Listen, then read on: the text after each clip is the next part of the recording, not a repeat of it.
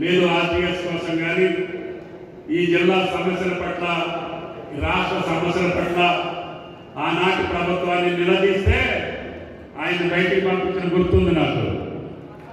అయినా సరే మీ అందరి యొక్క ఆశీర్వాదంతో తప్పకుండా ఆయన ప్రజా జీవితంలో ఉండి మళ్ళీ మీతోటి రాజకీయాలు చేయాలనే తలంపుతోటి ఈనాడు కాంగ్రెస్ పార్టీ కార్యదర్శిగా ఉన్నా మొన్నటి ఎన్నికల్లో దురదృష్టవశాత్తు ఓటమి పాలైన నా ఆలంపూరు, నా రైతులు, నా ప్రజలు తప్పకుండా మీరు రావాలి అని చెప్పి ఈరోజు ఈ కార్యక్రమానికి అవకాశం కల్పించారు.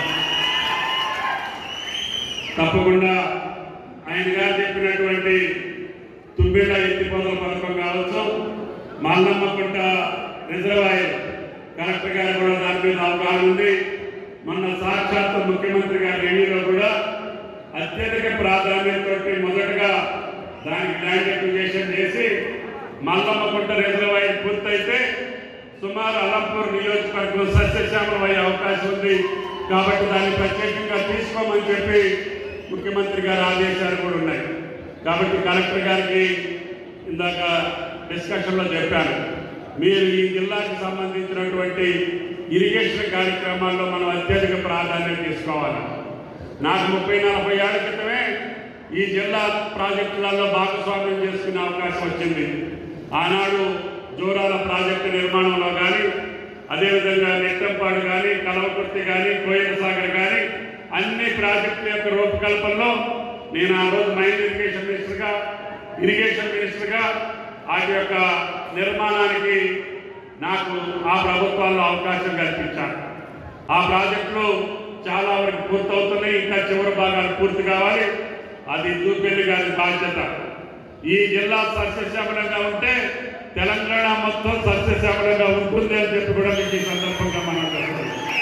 అందుకని ఒక పక్క తుంగభద్ర, మధ్యలో కృష్ణమ్మ తల్లి పారాడుతున్నప్పుడు ఈ యొక్క మహబూబ్ నగర్ ఉమ్మడి జిల్లా సస్యశ్యామలంగా ఉండాలి. తద్వారా తెలంగాణ రాష్ట్రం పసిడి పంటలతో తొలదూగుతుంది. కష్టపడేటటువంటి రైతులు ఉన్నారు, బంగారం లాంటి భూములు ఉన్నాయి.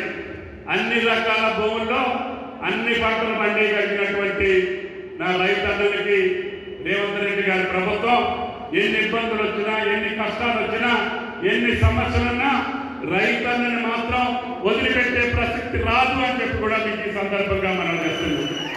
ఇందాక దూపెల్లి గారు చెప్పారు, 10 సంవత్సరాలు రైతు బంధు ఎగ్గొట్టినాడు, 10 సంవత్సరాలు రుణమాఫీ ఎగ్గొట్టినాడు. రైతు సమస్యలకు ఏమీ కూడా పరిష్కారం చూపకుండా తెల్లారి నుంచే మా రైతులు ఆగమైపోయారని చెప్పి రోడ్డు మీద పడేటటువంటి నాయకులు చూస్తే నవ్వు వస్తుంది. ఆనాటి ఆర్థిక మంత్రి ఈనాటి హరీష్ రావు గారు, ఆయన కూడా ఆరాటపడుతుండే ఎందుకు 3 నెలలకి. మేము చెప్పాం మొదటి పంట కాలంలోనే 2 లక్షల రూపాయల రుణమాఫీ చేస్తానని చెప్పి సాక్షాత్తు జోగులాంబ సాక్షిగా రేవంత్ రెడ్డి గారు ప్రమాణం చేశారు. అది నిలబెట్టడం కోసం మొన్న మొదటి విడతగా 22 లక్షల మందికి 18,000 కోట్ల రూపాయలు మీ ఖాతాలో వేశాం. ఇందాక కలెక్టర్ గారికి చెప్పాను, తెల్ల కార్డు లేకపోయినా ఆ ఇంటికి వెళ్ళి ఆ కుటుంబ నిర్ధారణ చేసి ఇంకా 3 లక్షల మంది చిల్లగా ఈ రాష్ట్రంలో తెల్ల కార్డు లేని రైతులు ఉన్నారు. వాళ్ళకు కూడా 2 లక్షల రూపాయలు ఈ నెలలో వాళ్ళ ఖాతాలో వేస్తామని చెప్పి కూడా ఈ సందర్భంగా మనం చేస్తున్నాం. ఏది కూడా కొత్త రూలు పెట్టలేదు, కొత్త సిద్ధాంతం పెట్టలేదు. పాత రుణమాఫీ ఏ రకంగా గైడ్ లైన్స్ ఉన్నాయో అదే గైడ్ లైన్స్ లో మేము కూడా పూర్తి చేస్తున్నాం.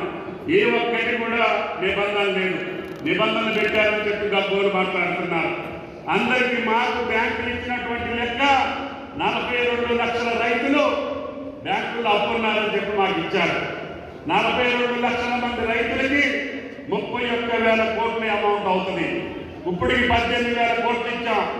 ఈ నెలలో 3-4 వేల కోట్లు 2 లక్షల్లో కుటుంబ నిర్ధారణ చేసేటటువంటి రైతులకు వెళ్తుంది. మిగతా 2 లక్షల పైన ఉన్నటువంటి రైతులకు ఒక మాట చెప్పాం, మీరు పూర్తిగా మీ కుటుంబం రుణ విముక్తులు కావాలంటే పైన ఉన్నటువంటి 25,000, 50,000 మేము చెప్పినప్పుడు మీరు కట్టండి, మీ 2 లక్షలు మీ ఖాతాలో వేపిస్తామని చెప్పి రేవంత్ రెడ్డి గారు చెప్పారు. 31,000 మీ ఖాతాలో పడేదాకా ఈ ప్రభుత్వం నిద్రపోదు. రేవంత్ రెడ్డి గారు కూడా ఊరుకోవడం చెప్పి కూడా ఈ సందర్భంగా మనం చేస్తున్నాం.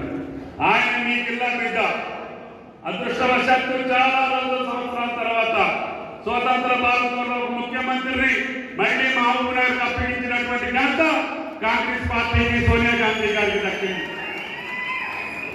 ఆ కాంగ్రెస్ పార్టీ పాలన ఇందిరమ్మ పాలన ప్రజా పాలన అని చెప్పి రేవంత్ రెడ్డి గారు చెప్పారు.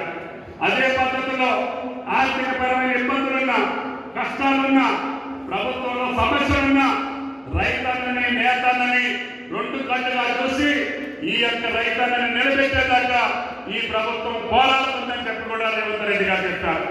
అందుకని ఈ రుణమాఫీ 31,000 కోట్లు అయిన తర్వాత మళ్ళీ రైతు భరోసా మళ్ళీ 20,000 కోట్లు మీ ఖాతాలో వేయాలి. ఎకరానికి 7,500 చొప్పున పంట వేసినటువంటి భూములకే ఇస్తామని చెప్పాం. గతంలో పంట అయినటువంటి కొండలకి కోనలకి కూడా 25,000 కోట్లు వృధా చేశారు. ఈసారి ఆ పద్ధతి కాకుండా పంట వేసినటువంటి రైతుకే రైతు భరోసా ఇచ్చి ప్రతి సంవత్సరం రైతు నిలబెట్టాలని చెప్పి ముఖ్యమంత్రి గారి ఆదేశం. అంతేకాకుండా నిన్న మొన్న మనకి అకాల వర్షాలు వచ్చినాయి, వరదలు వచ్చినాయి. మా జిల్లాలో ఖమ్మం, సూర్యాపేట, మహాబాద్ అనేక జిల్లాల్లో పంట నష్టం బాగా జరిగింది. రాష్ట్రం మొత్తం కూడా అధిక వర్షాలు ఉన్న కడాల నష్టం జరిగింది. ఇటువంటి అకాల వర్షాలు వచ్చినప్పుడు కానీ లేదు ప్రకృతి వైపరీత్యాల వల్ల రైతు నష్టపోతే ఆ పంటకి బీమా కట్టాలి.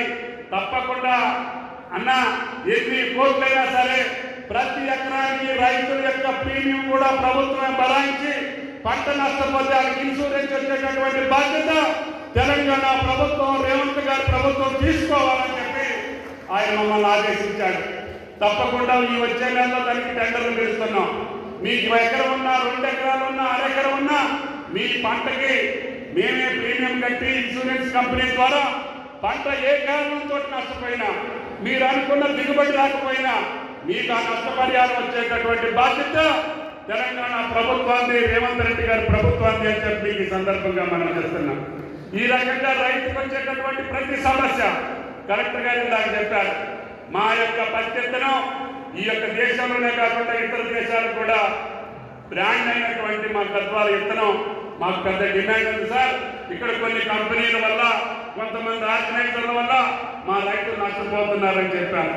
తప్పకుండా జూపల్లి గారు మేము కూర్చొని గద్వాలకు సంబంధించినటువంటి ప్రతి రైతులు ఎవరికి మోసపోకుండా ఉండేటటువంటి కార్యక్రమం తప్పకుండా ముఖ్యమంత్రి గారి ద్వారా తీసుకుంటారని చెప్పి కూడా మీకు ఈ సందర్భంగా మనం చేస్తున్నాం. అదేవిధంగా ఇంకా ఐదా నుంచి పెద్దలు వచ్చారు. మాకు బోర్డర్లో ఉన్నాం, అటు రాయచూరు ఉంది, ఇటు కర్నూలు ఉంది, ఇటు గద్వాల ఉంది. మా మార్కెట్ ఒకటి చేస్తే అక్కడ 40,000 ఎకరాల రైతులకి వ్యవసాయం చేసుకునే వాడికి మేలు జరుగుతుంది. తప్పకుండా ప్రపోజల్ తీసుకురామని చెప్పారు పెద్ద. తప్పకుండా కలెక్టర్ గారి ప్రపోజల్ పంపిస్తే వెంటనే ఐజా మార్కెట్ నిర్మాణం చేస్తానని చెప్పి కూడా మీకు ఈ సందర్భంగా మనం చేస్తున్నాం.